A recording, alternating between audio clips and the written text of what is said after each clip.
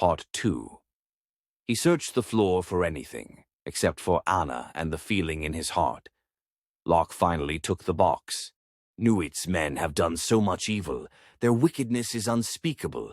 They're devils who bring only ruin, he growled. Father Arles studied Locke. He waited for his passions to cool. Locke was honorable and loyal, but his fervor needed to be tempered with prudence and faith. Child Marrow, your old acquaintance Lasseter, is a source of much of your sorrow and shame. You joined the Confederacy before you knew what they fought to uphold. All you can do is repent and make amends. You will not answer injustice with barbarity. Yes, I was a part of something shameful, he apologized. He had seen questionable things or refused to see them.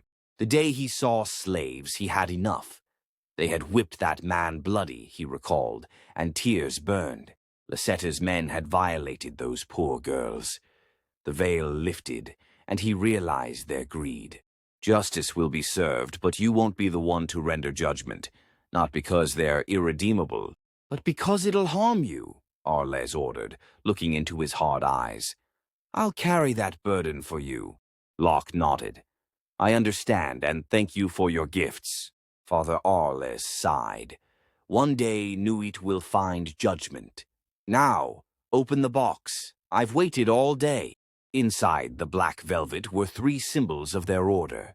The sword was a thick, well-made relic passed down from a former crusader. The revolver was thick with silver scrollwork, and the barrel had a bayonet forged into it. But the grip was a saber style like the one he carried. He held up the medallion, which held a bone fragment in blood sealed in an ampule. All were the regalia of an initiate in the Order of Januarius. You'll have to practice with the sword because it's much heavier than your cavalry saber. The revolver, it's unique. The Order's saints blessed it. And the medallion is the most useful of all, for it will aid you against a world much darker than you know. Father Arles trailed off and his eyes grew distant. They're ancient, he marveled, though his face burned with shame. I will earn my redemption, he swore. Yes, he looked at Locke. It is odd you would get information, and it would be the location of Lasseter. Locke blinked. I've been asking in every bar, stable, and tavern I could find while out on my missions. Lasseter won't surface unless he wants to be found, he considered. So it's a trap. Locke's eyes roamed over the church. My passions make me a fool. Yes, we've been a thorn in their side for a while, and they've taken notice of us. If you'd gone to the Dixie Star, then you'll get caught, and most likely killed horribly. Arl's head bobbed. I've been overzealous, he admitted. His black eyes glinted in the dancing light of the candle. An awful power emanated from his lean form. I'm sorry for all you've suffered, he clapped a hand on his shoulder, but you must be cautious. I just want to right my wrongs, Locke breathed. His jaw worked. Their dishonor has soiled me. If you had only seen the horror in those girls' eyes, Locke turned away with a wince. Just like my girl, his mind cried.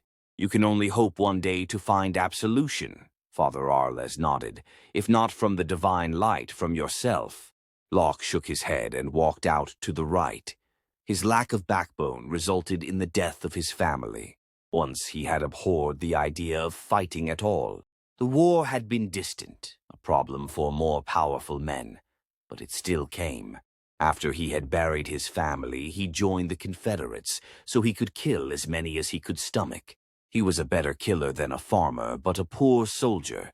He followed his conscience, and he couldn't bear what he saw done. North and South, they all died for rich men who only wanted more power. The Union soldiers had murdered, raped, and pillaged. The Confederates had murdered, raped, and pillaged.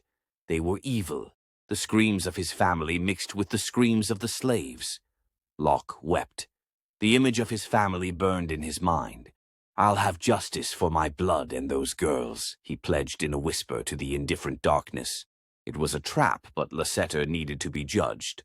Locke's life meant nothing if he allowed the wicked to go free. To let the darkness thrive was to condone it. Never, he muttered.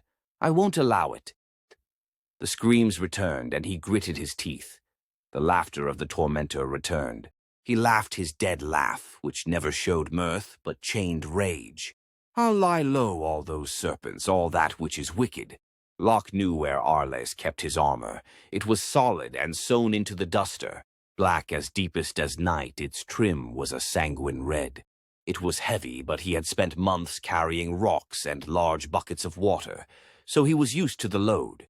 It fit, though, was tight in the shoulders and chest.